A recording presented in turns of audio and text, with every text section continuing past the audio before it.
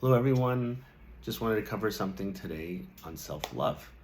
So most of the time when you get out of a toxic relationship, most people go, well, how do I love myself again?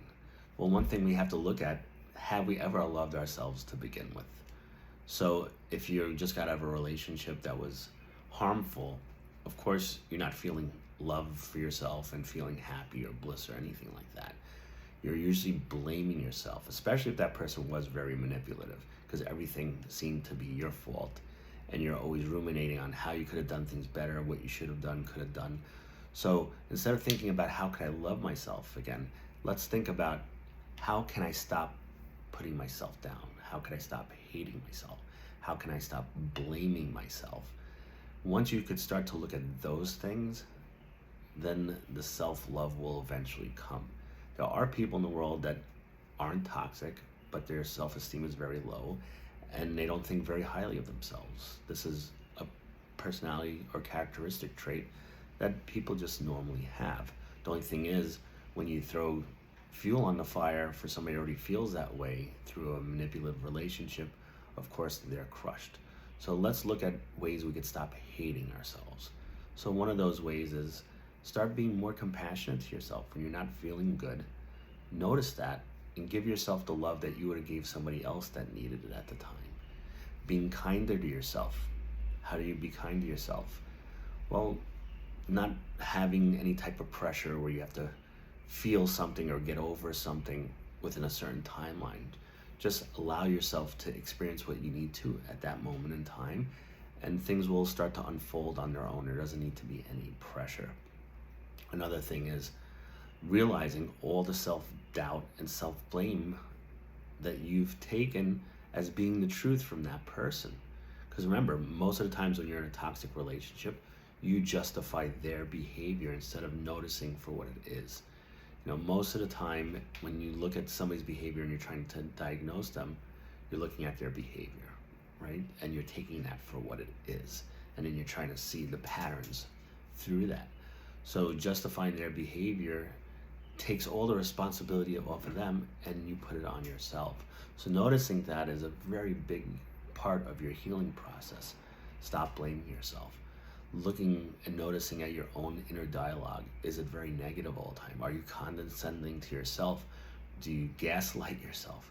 Do you put yourself down on a regular basis? Oh, I'm not good enough. I can't do this. I'm not smart enough. I'm stupid. All these things need to be noticed so you can stop that. This is where doing affirmation work really helps, because if you go, well, I'm really stupid, I can't do anything right, and you go, oh wow, I notice I keep saying to myself that. It's like, well, what's the opposite of that? Well, I am smart and I am capable. I am smart and I am capable. You know, so it's like you have to think of the opposite to start working on to change that inner dialogue. So to start to love yourself, you have to first stop hating yourself and blaming yourself. And this is very difficult for some people to do. So when you start to go, okay, what are other things? Okay, I put myself down. I doubt myself. Oh, my self-esteem. You know, it's like once you start to notice these things, start to work towards changing it, because only you could do that. Somebody could tell you look amazing and you're like, oh, thank you. And then it's like they don't know what they're talking about 2 seconds later. So that's not going to help you. So a lot of times we have to start to change things. And of course, that is our way of thinking. Another thing too, right away, once the relationship's over, try to create new memories. You know, try to do different things that are good for you.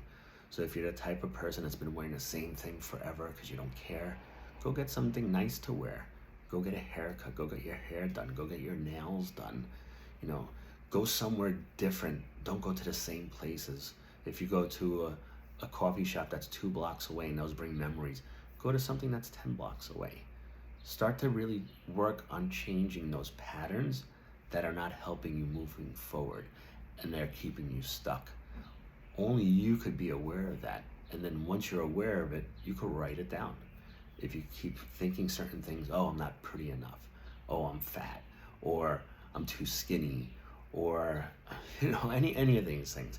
If you notice yourself saying those things, you write it down and you look at what's the counterpart to that. It's like, oh, I'm perfect, I'm healthy, I'm happy, I'm secure, I love myself for being like this. It's like you have to start to change your dialogue. And this doesn't happen overnight. You have to really put an effort into it. But the only way you could do that is you start to learn things from reading books, watching videos, therapy, and you have to start to implement it into a practice.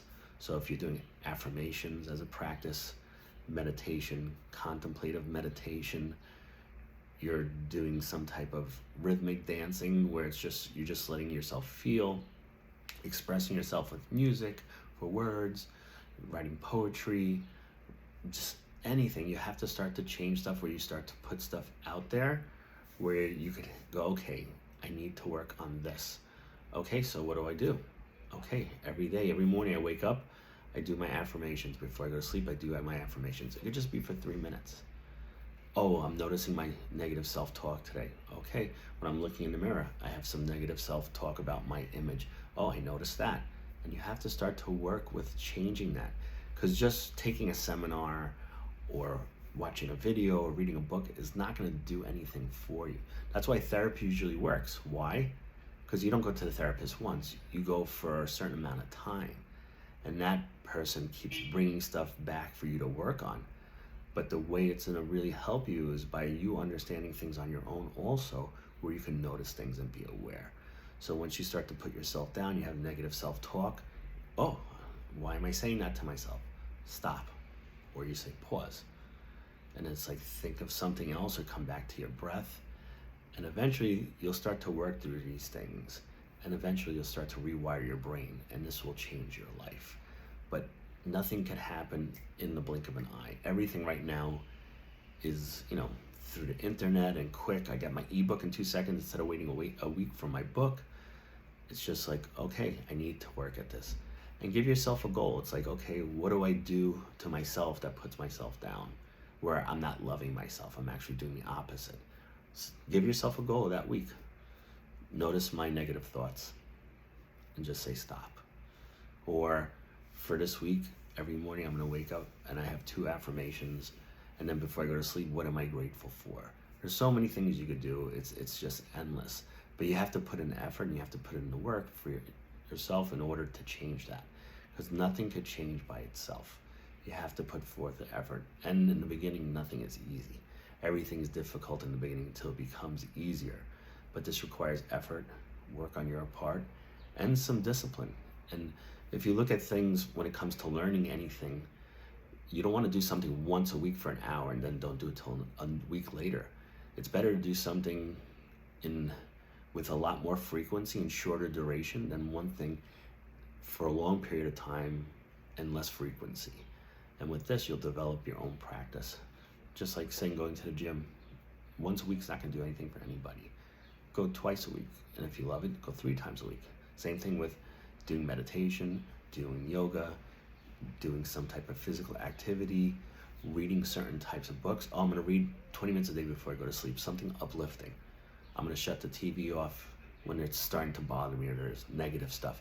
I'm going to watch less stuff with politics because that's the most divisive stuff out there.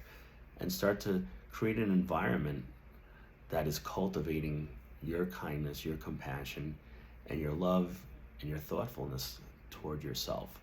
And once you have it, then it's easier to give it to other people. But remember, you can't give from an empty well.